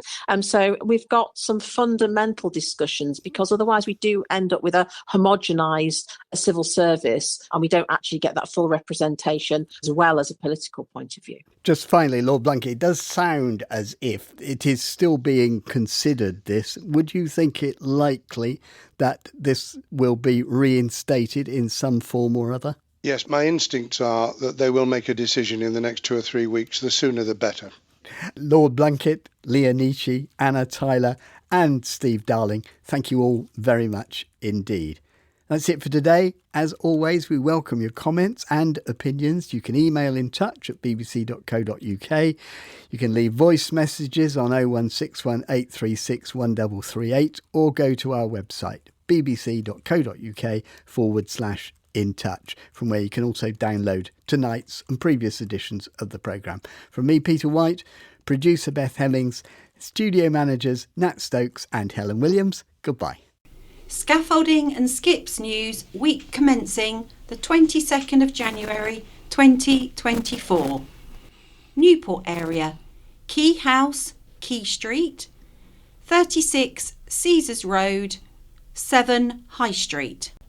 Ryde area, Nationwide, 3 St Thomas Square and Cross Street, Overbank, Upper Green Road, St Helens, 2 St Thomas's Square, Sewing Shop, 72 High Street.